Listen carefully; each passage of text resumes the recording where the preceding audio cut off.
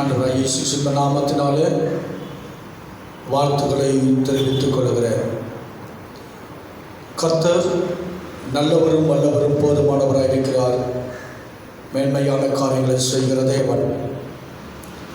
கடந்த வாரத்தில் நாம் லூக்கான சுவிசேஷம் 5ஆம் அதிகாரம் 1ஆம் வசனம் முதல் 11ஆம் வசனம் வரையிலும் வாசித்து தியானித்தோம். 6 குறிப்புகளை நான் உங்களுக்கு சொல்லியிருந்தேன். 2 காரியங்களை மாத்திரமே கடந்த ஞாயிற்றுக்கிழமையில் நாம் பார்த்தோம். இன்றைக்கு கர்த்தர் சித்தமானால் என்னவற்றை பார்ப்போம், அல்லது பாதியில் முடியுமானால் பின்பு அடுத்த வாரத்தில் நாம் பார்க்கலாம். 6 காரியங்கள். முதலாவது, பேதுரு படகை கொடுத்தான். எங்கள் பேதுருவும் அவருடைய நண்பர்களும் அந்த ஆற்றின் கரையிலே அவர்கள் தங்களுடைய வலைகளை அலசி கொண்டிருக்கிறார்கள். ஆண்டவராகிய இயேசு கிறிஸ்து அந்த பகுதியில் வருகிறார். அவருக்கு பின்பாக ஜனக்கூட்டம் திரண்டு வருகிறது. ஜனக்கூட்டத்தை கண்ட பொழுது இயேசு கிறிஸ்து அங்கிருந்த ஒரு படகிலே ஏறுகிறார். வலை அலசி கொண்டிருக்கிறதான அவர்களிலே சீமோனுடைய படகில் இயேசு ஏறியிருந்தார். அதை சற்று உள்ளே தள்ளும்படி சொல்கிறார். அவனும் உள்ளே தள்ளிவிடுகிறார். இப்பொழுது இயேசு படகில் அமர்ந்து சுவிசேஷத்தை போதித்துக் கொண்டிருக்கிறார். வசனத்தை பிரசங்கித்துக் கொண்டிருக்கிறார். வசனங்களை பேசி முடித்த பொழுது ஆண்டவர் இயேசு கிறிஸ்து சீமோனை பார்த்து சொல்கிறார், ஆழத்திலே தள்ளி கொண்டு போய் மீன் பிடிக்கும்படி உங்கள் வலைகளை போடுங்கள் என்று சொன்னார். இது பேதுரு சொல்கிறார், ஐயரே, நாம் முழுவதும் நாங்கள் பிரயாசப்பட்டு ஒன்றும் கிடைக்கவில்லை.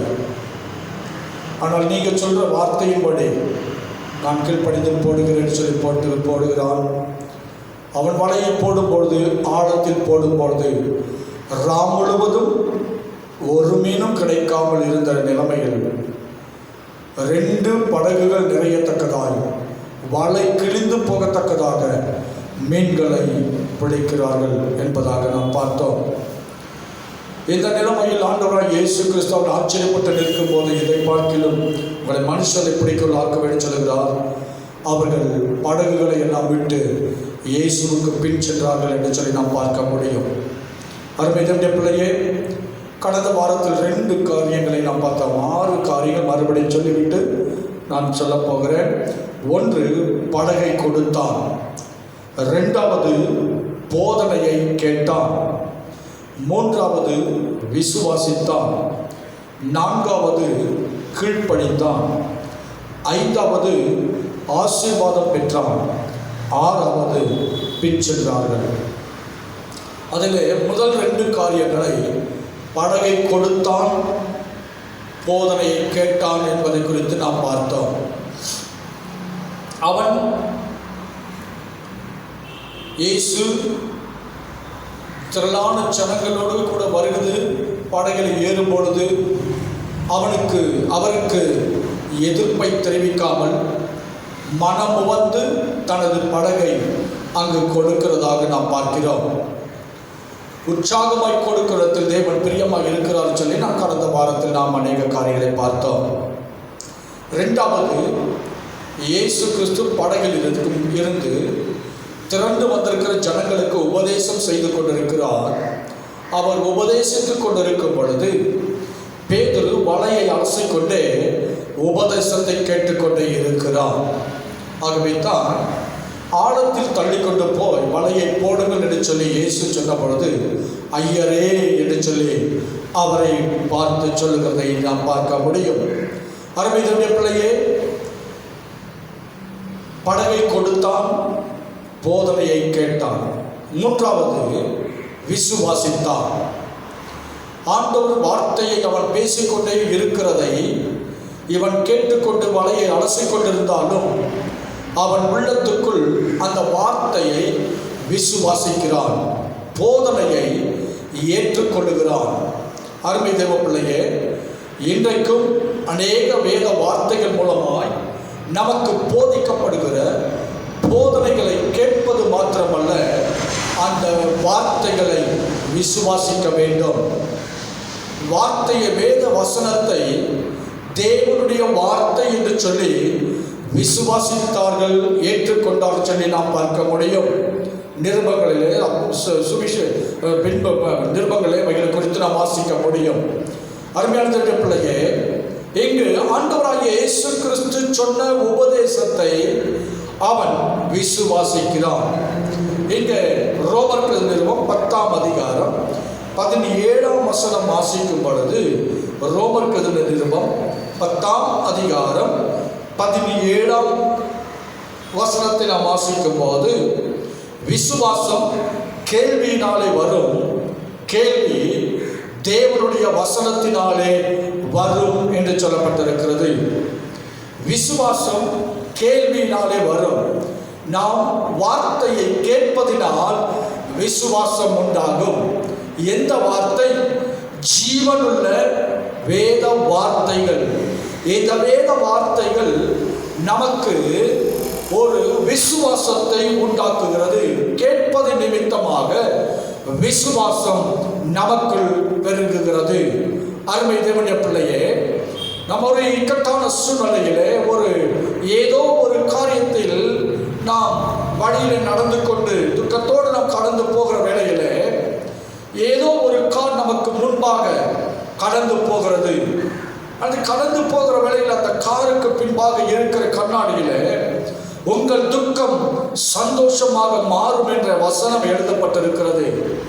நம்மை தாண்டி போகிற அந்த காரில் இருக்கிற அந்த வசனம் நம்முடைய கண்களுக்கு படுகிறது. படித்ததை பார்த்தவுடன் அதை அந்த சுருக்கமான நேரத்திலே வாசித்து விடுகிறோம். அந்த வாசித்த வசனம் துக்க நாட்கள் முடிந்து துக்கத்தோடு போகிற நமக்கு அந்த துக்க நாட்கள் முடியும் என்ற வார்த்தை எவ்வளவு புத்துணர்வை கொடுக்கிறதோ, அதை போல வேத வசனத்தின் மூலமாய் போதிக்கப்படுகிற வார்த்தைகள் நமக்கு கேட்கும் பொழுது அது புத்துணர்வை கொடுப்பது மாத்திரமல்ல, அது விசுவாசத்தை தூண்டி விடுகிறது. கேள்வி தேவனுடைய வசனத்தினால் வரும் என்று சொல்லப்பட்டிருக்கிறது. இந்த தேவனுடைய வசனம் ஜீவனுள்ள வசனம். அது பரிசுத்த ஆவியானவரால் நமக்கு எழுதப்பட்டு கொடுக்கப்பட்டிருக்கிற வசனம். 2 கொரிந்தியர் புத்தகம் 5ஆம் அதிகாரம் 6ஆம் வசனத்தை வாசிக்கும் பொழுது, 2 கொரிந்தியர் 5ஆம் அதிகாரம் 6ஆம் வசனத்திலே, நாம் தரிசித்து நடவாமல் விசுவாசித்து நடக்கிறோம். தரிசித்து நாம் பார்த்து நடவாமல் நாம் விசுவாசித்து நடக்கிறோம். தேவ பிள்ளையே, நம்முடைய விசுவாச ஓட்டம், விசுவாசிகள் என்ற பெயர் நமக்கு எப்படி வந்தது?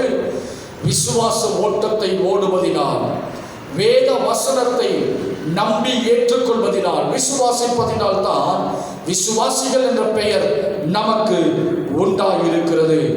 யோவானுக்கு சுவிசேஷம் 20ஆம் அதிகாரம் 29ஆம் வசனம்.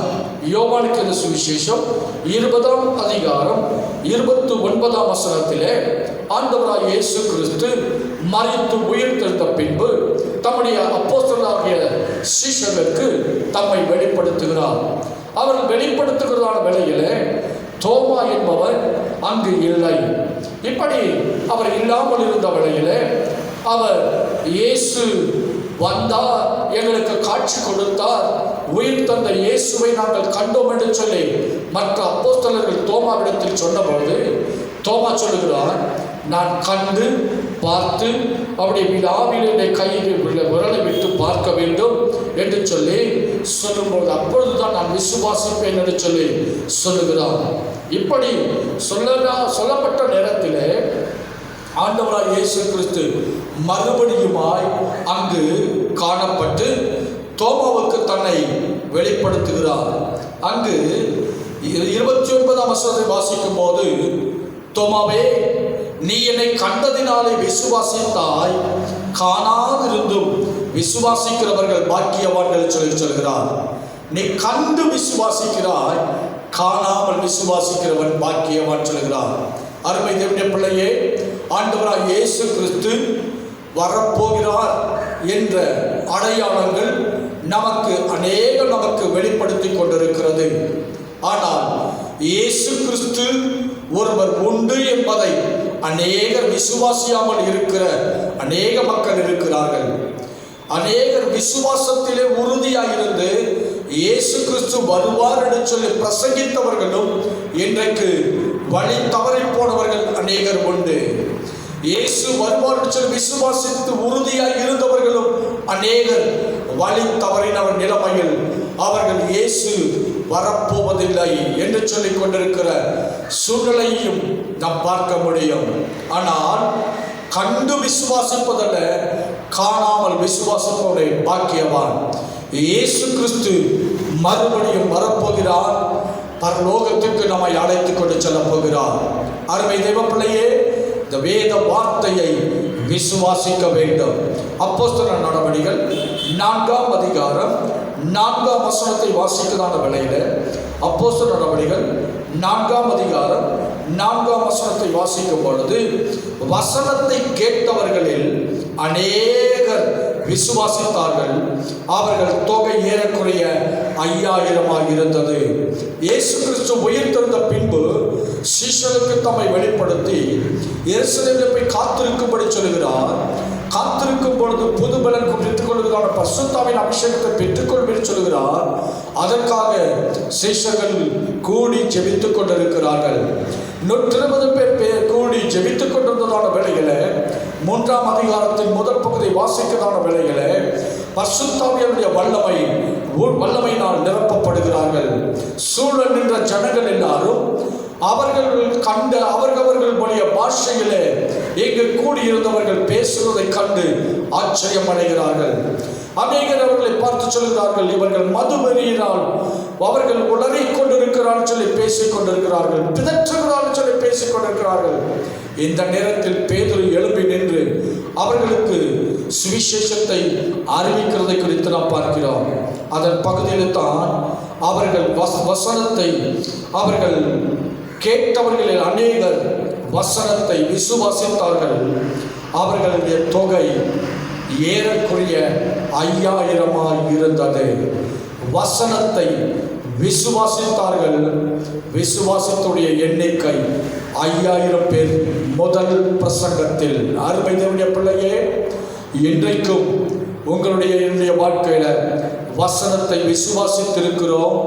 விசுவாசத்தில் இருந்து வழி தவறி போக செய்யும்படியாய் பிசாசு எத்தனத்துக்கு அவனுடைய திட்டங்களுக்கு ஆளாகாமல், பிசாசின் வலையில சிக்கிக் கொள்ளாமல், பிசாசுக்கு எதிர்த்து நின்று வேத வசனத்தில் உறுதியாய் நிலைத்திருப்போம். கர்த்தர் கிரியை செய்வாராக. ரோமர்கள் நிருபம் 10ஆம் அதிகாரம் 9, 10, 11 வசனம். ரோமர்கள் நிருபம் 10ஆம் அதிகாரம் 9, 10, 11 என்னவென்றால், கர்த்தராகிய இயேசுவை நீ வாயினால் அறிக்கையிட்டு அவரை தேவன் மரித்தோரில் இருந்து எழுப்பினார் என்று உன் இருதயத்தில் விசுவாசித்தால் ரட்சிக்கப்படுவாய். நீதி உண்டாக இருதயத்தில் விசுவாசிக்கப்படும், ரட்சிப்புண்டாக வாயினாலே அறிக்கை பண்ணப்படும். அவரை விசுவாசிக்கிறவன் எவனோ அவன் வெட்கப்படுவதில்லை என்று வேதம் சொல்லுகிறது. அவரை விசுவாசிக்கிறவன் எவனோ அவன் கெட்டு போவதில்லை, வெட்கப்படுவதில்லை. ஆமென், அல்லேலூயா. அருமை தேவனுடைய பிள்ளையே, ஆண்டவராகிய இயேசு கிறிஸ்துவின் வார்த்தையை விசுவாசிக்கிறவன் வெட்கப்பட்டு போவதே இல்லை. ஆமென், அல்லேலூயா. யோவானுக்கு சுவிசேஷம் 3ஆம் அதிகாரம் 14ஆம் வசனத்தில், தேவன் தம்முடைய ஒரே பேரான குமாரனை விசுவாசிக்கிறவன் எவனோ அவன் கெட்டு போகாமல் நித்திய ஜீவனை அடையும்படிக்கு அவரை தந்தருளி இவ்வளவாய் உலகத்தில் அன்பு கூர்ந்தார். விசுவாசிக்கிறவன் எவனோ அவன் கெட்டு போகாமல் இருக்கிறான். விசுவாசிக்கிறவன் வெட்கப்பட்டு போவதில்லை.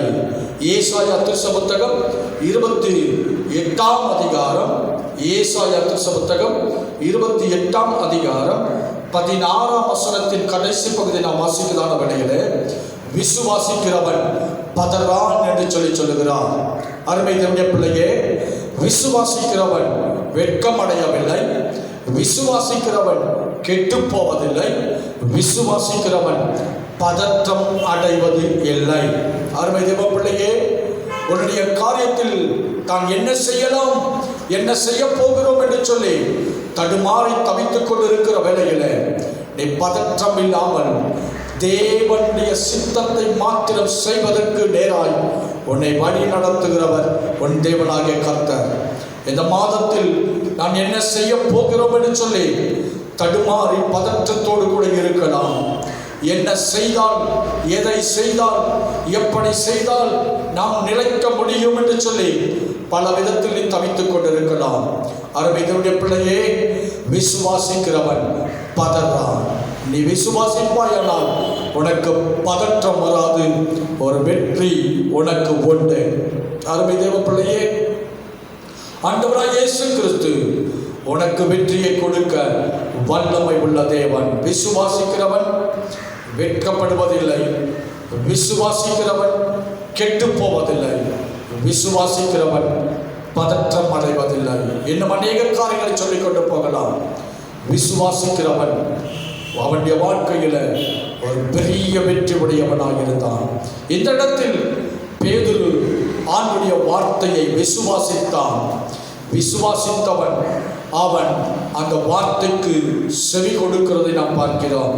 முதலாவது ஆழத்தில் தள்ளி கொண்டு போ என்று சொல்லி பேதுருவிடத்தில் அந்த படகை ஆழத்தில் தள்ளி செல்லும் பொழுது இந்த பேதுரு ஆழத்தில் தள்ளி விடுகிறான். அருமை தேவனுடைய பிள்ளையே, ஆண்டவருடைய வார்த்தையை பிரசங்கிப்பதற்காக சற்று அப்புறம் தள்ளி விடுகிறான். பின்பு ஆழத்தில் தள்ளி கொண்டு போய் வலையை போடுகிறான். அல்லேலூயா. 5ஆம் வசனத்தில் நாம் வாசிக்கிறதான வேளையில உம்முடைய வார்த்தையின்படியே வலையை போடுகிறேன், உம்முடைய வார்த்தையின்படியே வலையை போடுகிறேன். வார்த்தையை விசுவாசித்தான், விசுவாசித்தவன் கீழ்ப்படித்தான். அந்தபடியே 6ஆம் வசனத்தை பாருங்க. அந்தபடியே, எப்படி அந்தபடியே என்றால் கீழ்ப்படிந்தபடியே, அந்த வார்த்தைக்கு கீழ்ப்படிந்ததினாலே அந்தபடியே அவர்கள் செய்து வலையை போட்டு தாங்கள் வலை கிழிய தக்கதாக, கிழிந்து போகத்தக்கதாக மிகுதியான மீன்களை பிடித்தார்கள். அருமை தேவனுடைய பிள்ளையே, என்றைக்கும் கர்த்தருடைய வார்த்தைக்கு கீழ்ப்படுகிறவர்கள் நிறைவான ஆசீர்வாதத்தை பெற்று அனுபவிக்க முடியும். ஆண்டவராகிய இயேசு கிறிஸ்து அவருடைய வார்த்தை அற்புதங்களை செய்கிற வார்த்தை. உன்னை பரீட்சை பார்த்து உன்னை விசுவாசத்தில் வளர செய்கிற வார்த்தை. உன்னுடைய வாழ்க்கையில் ஜெயத்தை கொடுக்க வல்லமை உள்ள வார்த்தை. இந்த இடத்துல லூக்கா சுவிசேஷத்தில் ஆண்டவராகிய இயேசு கிறிஸ்து பேதுருவை ஊழியத்தை செய்வதற்கு எனக்கு பின் சென்று வாருங்கள் என்று சொன்னது போல, எனக்கு மனுஷனை பிடிக்கலாக்கும் என்று சொல்லி சொன்ன நேரத்தில் அவர் பின் சென்றது போல, அவர்கள் ஆண்டவராகிய இயேசு கிறிஸ்து மரித்து உயிர்த்தெழுந்த பின்பும்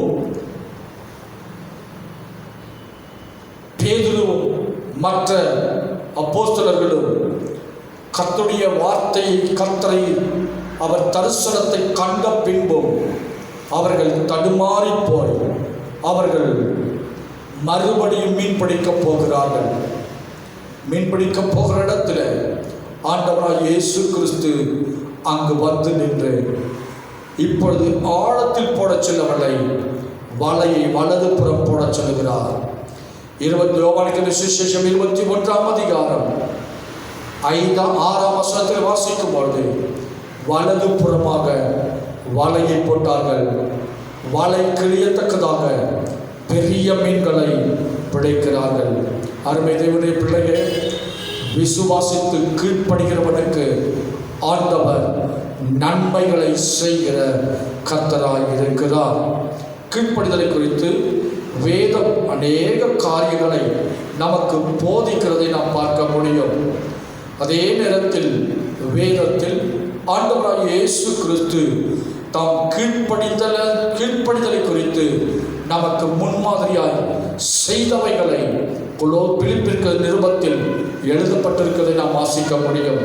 பிலிப்பியர் நிருபம் 2ஆம் அதிகாரம் 5ஆம் வசனம் முதல் 8ஆம் வசனம் வரைக்கும் வாசிக்கும் பொழுது, பிலிப்பியர் நிருபம் 2ஆம் அதிகாரம் 5ஆம் வசனம் முதல் 8ஆம் வசனம் முதல் வரை, கிறிஸ்து இயேசுவில் இருந்த சிந்தையே உங்களிலும் இருக்க கடவது. அவர் தேவனுடைய ரூபமாய் இருந்தும் தேவனுக்கு சமமாய் இருப்பதை கொள்ளையாடின பொருளாக எண்ணாமல் தம்மை தாமே வெறுமையாக்கி அடிமையின் ரூபம் எடுத்து மனுஷ சாயலானார். அவர் மனுஷ ரூபமாய் காணப்பட்டு மரண பரியந்தம், அதாவது சிலுவையின் மரண பரியந்தமும் கீழ்ப்படிந்தவராகி தம்மை தாமே தாழ்த்தினார்.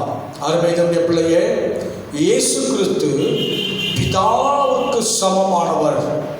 அவர் தம்மை பிதாவுக்கு சமமாய் இருக்கிறதை கொள்ளையாடின பொருளாக அவர் எண்ணாமல் மனுஷ சாயல் எடுத்து மனுஷ ரூபமாய் காணப்பட்டு மரண பரியந்தம் நமக்கு முன்மாதிரியை வைத்து சென்றார். இந்த இடத்திலே லூக்கா இந்த சுவிசேஷத்தில் 2ஆம் 3ஆம் அதிகாரங்கள் நாம் வாசிக்கதான வேளையிலே ஆண்டவராய் இயேசு கிறிஸ்து 12 வயதாக இருந்த நேரத்தில் அவர் தேவாலயத்துக்கு பஸ்கா பண்டிகைக்கு எல்லாரும் குடும்பமாக புறப்பட்டு போகிறார்கள். அப்படிப்பட்ட சூழ்நிலையிலே அவர்கள் திரும்பும் பொழுது இயேசு கிறிஸ்துவை விட்டுவிட்டு பெற்றோர் திரும்பி வருகிறார்கள். வழியிலே வரும்போது இயேசுவை தேடுகிறார்கள். அவர்களை காணாமல் மறுபடியுமாய் அவர்கள் விட்டு வந்த தேவனுடைய ஆலயத்துக்கு அவர்கள் வந்து அங்கு பார்க்கும் பொழுது ஆண்டவராய் இயேசு கிறிஸ்து அவர் தம்முடைய தேவனுடைய சமூகத்திலே ஆசாரியர்களோடு கூட உட்கார்ந்து அவர் தர்க்கித்து கொண்டிருக்கிற நிலைமையை கண்டார்கள். அப்படி அவர்களோடு கூட பேசிக்கொண்டிருக்கிறதான நிலைமையை கண்டபொழுது அவர்களிடத்திலே, ஏன் இப்படி எங்களுக்கு செய்து விட்டாய் என்று சொல்லி சொல்லுகிறதாக நாம் வாசிக்க முடியும். 48ஆம் வசனத்திலே, தாய் தகப்பன்மாரும் அவரை கண்டு ஆச்சரியப்பட்டார்கள். அப்பொழுது அவருடைய தாயார் அவரை நோக்கி, மகனே, ஏன் எங்களுக்கு இப்படி செய்தாய்? இதோ உன் தகப்பனும் நானும் விசாரத்தோடு உன்னை தேடினோமே என்றார்கள். அதற்கு அவர், நீங்கள் ஏன் என்னை தேடினீர்கள்? என் பிதாவுக்கு அடுத்தவைகளில் நான் இருக்க வேண்டியதென்று அறியீர்களா என்றார். தங்களுக்கு அவர் சொன்ன வார்த்தையை அவர்கள் உணர்ந்து கொள்ளவில்லை. பின்பு அவர் இயேசு கிறிஸ்து அவர்களுடனே கூட போய் நாசரேத்தூரில் சேர்ந்து அவர்களுக்கு கீழ்ப்படிந்திருந்தார்.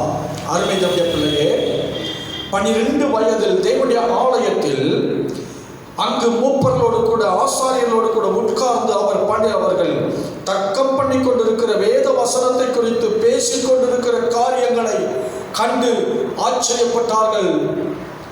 அங்கே இருந்த ஆசாரியர்களும் வேதப்பாரர்களும் அதை ஆச்சரியப்பட்டு நின்று கொண்டிருக்கிறார்கள். இந்த சூழ்நிலையில் இயேசுவை தேடி வந்த பெற்றோர்களாய் காணப்பட்ட தகப்பனும் தாயும் இயேசுவை இடத்தில் கேட்கிறார்கள், ஏன் எங்களை இவ்வளவு விசாரப்படுத்தி விட்டாய் என்று சொல்லி கேட்டார். நான் பிதாவுக்கு அடுத்தவைகளை செய்ய வேண்டியதென்று அறியீர்களா என்று சொல்லுகிறார். ஆனாலும் வேலை வராதபடினால் இயேசு கிறிஸ்து புறப்பட்டு அவர்களுடனே கூட போய் நாசரேத்தூரிலே சேர்ந்து அவர்களுக்கு கீழ்ப்படிந்தார். அவருடைய தாயார் இந்த சங்கதிகளை எல்லாம் தன் இருதயத்தில் வைத்துக் கொண்டார். இயேசுவானவர் ஞானத்திலும் வளத்திலும் தேவ கிருபையிலும் மனுஷ தயவிலும் அதிகமாய் விருத்தி அடைந்தார். அருமை தேவ பிள்ளையே, இயேசு கிறிஸ்து பிதாவின் சித்தம் அறிந்து செயல்பட்டார். பிதா என்ன சொன்னாரோ அவைகளை அப்படியே அவர் செய்து முடித்தார் என்பதை குறித்து யோவான் சுவிசேஷத்தில் நாம் வாசிக்க முடியும். யோவான் சுவிசேஷத்தில் என் வேலை இன்னும் வரவில்லை, என் வேலை இன்னும் வரவில்லை சொல்லிக் கொண்டு வருவார். பிதா எனக்கு என்ன சொன்னாரோ அதை தவிர்த்து எதையும் நான் செய்யவில்லை என்று சொல்லி ஆண்டவர் சொல்லுவார். தேவ பிள்ளையே, இயேசு கிறிஸ்துவே பிதா சொன்னவைகளை கேட்டு தாம் கீழ்ப்படிந்து நடந்தார் என்பதை நாம் வாசிக்கிறோம். அருமை தேவ பிள்ளையே, இன்றைக்கு கீழ்ப்படிதல் என்று சொல்லும்போது அநேகருக்கு கசப்பாக இருக்கிறது. பிள்ளைகள் பெற்றோருக்கு கீழ்ப்படிவது கசப்பாக எண்ணுகிறார்கள். மனைவி புருஷனுக்கு கீழ்ப்படிவது கசப்பாக எண்ணுகிறார்கள். கசப்பல்ல, கீழ்ப்படிதல் இயேசு கிறிஸ்து நமக்கு முன்மாதிரியாய் வைத்து சென்றிருக்கிறார். அதைத்தான் பிலிப்பியர் நிருபத்தில் சொல்லுகிறது, மனுஷ ரூபமாய் காணப்பட்டு மரண பரியந்தம், அதாவது சிலுவையில் மரண பரியந்தம் கீழ்ப்படிந்தவராகி தம்மை தாமே தாழ்த்தினார். அருமை தேவ பிள்ளையே, கடந்த சில வருடங்களுக்கு முன்பாக அந்த ட்ரெண்டு இப்போவும் இருக்குது. ஆனால் அநேகரை இப்போ நாங்கள் பார்க்கல. ஒரு சில வருடங்களுக்கு முன்பாக நான் பார்த்து வேதனைப்பட்ட ஒரு காரியம் என்ன சொன்னால், அந்த பழைய காலங்களில் புருஷனுடைய பெயரை சொல்வதற்கு விரும்ப மாட்டாங்க மனைவிமார்கள். பையனிடத்தில் பிள்ளையிடத்தில் கேட்டுக்கொள்ளுங்கள் என்று சொல்லிவிடுவார்கள். புருஷன் பெயரை சொல்ல விரும்ப மாட்டாங்க. ஆனால் ஒரு சில வருடங்களுக்கு முன்பதாக நான் ஒருவரிடத்தில் பேசி கொண்டிருக்கும் போது அவர் பேசின நேரங்களை கிட்டத்தட்ட 5-6 முறை ஆகிலும் தான் புருஷனுடைய பெயரை சொல்லி கூப்பிட்டதை நாம் பார்க்க முடியும். வேதனை எனக்கு அதிகமளித்தது. பெயரை சொல்லி, சர்வசாதாரண பெயரை சொல்லி கூப்பிடுகிற நிலைமை. அது மாத்திரமல்ல, தான் புருஷன் கீழே உட்காந்துருப்பார், இந்த சோஃபாவில் உட்காந்து காலை மடக்கி போட்டு உட்காந்துருப்பார், கால் மேலே கால் போட்டு உட்காந்துருக்கிற நிலைமை. ஒரு தாழ்மையோ ஒரு கீழ்ப்படிதலோ இல்லாத நிலைமை. இன்றைக்கு பெயரிட்டு கூப்பிடுகிற சகஜமான நிலைமை இன்றைக்கு காலகட்டத்துக்குள் வந்துவிட்டது. அருமை தேவனுடைய பிள்ளையே, 1 பேதுருவின் புத்தகத்தில் 5ஆம் அதிகாரம் 1 பேதுருவின் புத்தகம் 3ஆம் அதிகாரம் 6ஆம் வசனத்தை வாசிக்கும் பொழுது 1 பேதுரு 3:6 அந்தபடியே சாராள் ஆபிரகாமை ஆண்டவன் என்று சொல்லி அவனுக்கு கீழ்ப்படிந்திருந்தார். நீங்கள் நன்மை செய்து ஒரு ஆபத்துக்கு பயப்படாதிருந்தீர்களானால் அவளுக்கு பிள்ளைகளாய் இருப்பீர்கள். இங்கு சாராளை குறித்து பேதுரு நிருபத்தில் எழுதுகிறதை நாம் பார்க்க முடியும். சாராள் ஆபிரகாமை ஆண்டவன் என்று சொல்லி அவனுக்கு கீழ்ப்படிந்திருந்தாள். இதை நாம் வாசிப்போமானால், வெயில் நேரத்திலே, உச்சி வெயில் நேரத்திலே, உஷ்ண நேரத்திலே 2 தூதர்கள் ஆபிரகாம் இருந்த கூடாரத்தினத்துக்கு நேராக வருகிறார்கள். அவர்களை கண்டு வணங்கி வந்து உட்கார்ந்து இளைப்பார்கள் என்று சொல்லி தண்ணீர் கொண்டு வந்து கொடுக்கிறார் ஆபிரகாம். பின்பு சாப்பிட்டு விட்டு செல்ல வேண்டும் என்று சொல்லி வீட்டுக்குள்ளாய் ஓடி 3 படி மாவை எடுத்து சாராள் இடத்தில் கொடுத்து அப்பம் சுடும்படி சொல்லுகிறார். 3 படி மாவை எடுத்து கொடுத்து அப்பம் சுட சொல்லும் பொழுது ஆபிரகாமுடைய மனைவியாகிய சாராள் அவர் சந்தோஷமாக அந்த அப்பம் சுட்டு கொடுக்கிறதை நாம் பார்க்க முடியும். அருமை தேவனுடைய பிள்ளையே, நம்முடைய ஆண்டவர் நம்முடைய வாழ்க்கையில கீழ்ப்படிதலை விரும்புகிறார். எபேசியர் நிருபம் 5ஆம் அதிகாரம் 21ஆம் வசனத்தில் இவ்விதமாக சொல்லியிருக்கிறது, தெய்வ பயத்தோட ஒருவருக்கொருவர் கீழ்ப்படித்திருங்கள். தெய்வ பயத்தோட ஒருவருக்கொருவர் கீழ்ப்படித்திருங்கள். அல்லேலூயா. 1 பேதுரு 2ஆம் அதிகாரம் 13ஆம் 14ஆம் வசனம் வாசிக்கும் போது 1 பேதுரு 2ஆம் அதிகாரம் 13ஆம் 14ஆம் வசனத்திலே, நீங்கள் மனுஷருடைய கட்டளைகள் யாவற்றுக்கும் கர்த்தர் நிமித்தம் கீழ்ப்படியுங்கள். மேலான அதிகாரமுள்ள ராஜாக்களுக்கானாலும் சரி, தீமை செய்கிறவர்களுக்கு ஆக்கினையும் நன்மை செய்கிறவர்களுக்கு புகழ்ச்சியும் உண்டாகும்படி அவனால் அனுப்பப்பட்ட அதிகாரிகளுக்கானாலும் சரி கீழ்ப்படியுங்கள். அருமையுடைய பிள்ளையே, மனுஷருடைய கட்டளைகள் யாவற்றுக்கும் கர்த்தர் நிமித்தம் கீழ்ப்படிய வேண்டும் என்று சொல்லி ஆண்டவர் சொல்கிறார். ரோமர் நிருபத்தில் கீழ்ப்படிதலை பற்றி அங்கு மேலான அதிகாரம் உள்ள யாவற்றுக்கும் கீழ்ப்படிய வேண்டும் என்று சொல்லி ஆண்டவர் இயேசு கிறிஸ்து நமக்கு திட்டவட்டமாய் எழுதி கொடுத்திருக்கிறதை நாம் பார்க்க முடியும். எந்த விதமாய் நம்முடைய வாழ்க்கையில் வேத வசனத்தை நாம் விசுவாசிக்க வேண்டும்.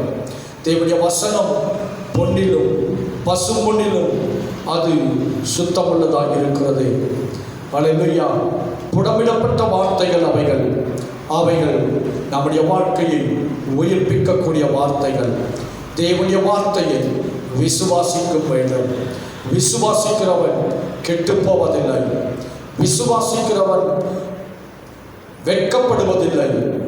விசுவாசிக்கிறவன் பதறுவதில்லை. ஆண்டுடைய வார்த்தையை விசுவாசித்தால் கெட்டு போக மாட்டாய். ஆண்டுடைய வார்த்தையை விசுவாசித்தால் வெட்கப்பட்டு போக மாட்டாய்.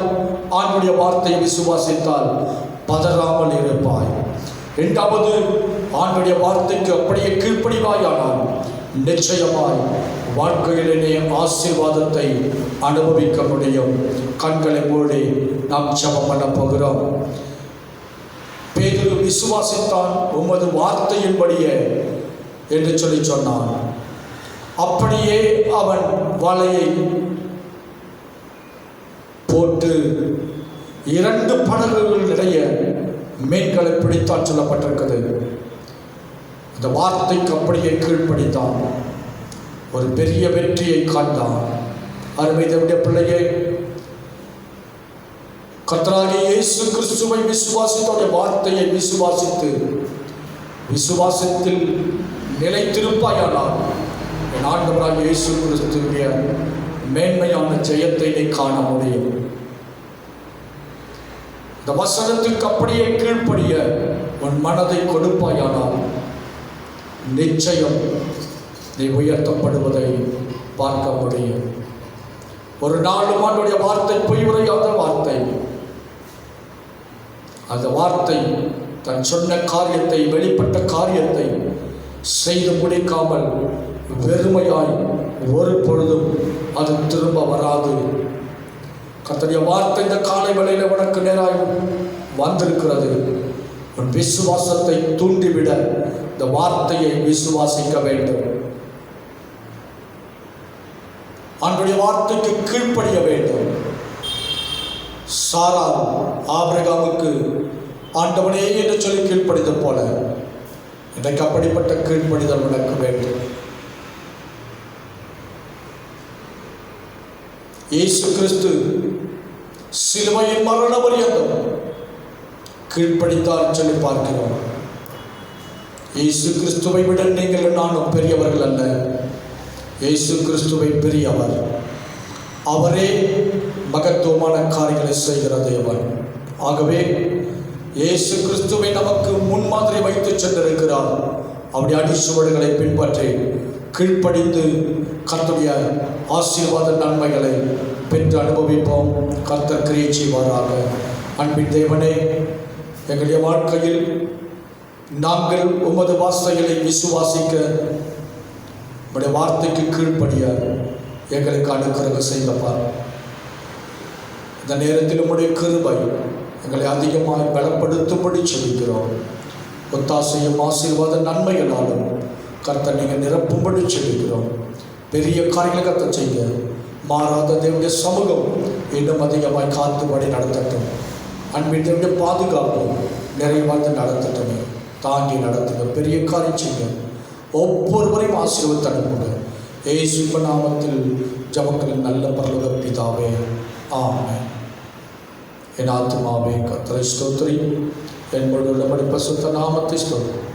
என் ஆத்துமாவே கர்த்தரை ஸ்தோத்திரி, அவர் செய்த சகல உபகாரங்களை மறவாதே. ஆமென். உங்கள் யாருக்கும் இயேசு நாமத்தில் வாழ்த்துக்கள். கர்த்தர் ஆசீர்வதிப்பாராக. தேவ கிருபையும் சமாதானமும் சந்தோஷமும் ஆசீர்வாத நன்மைகளும் நிறைவாக இருப்பதாக. ஆமென். ஆமென்.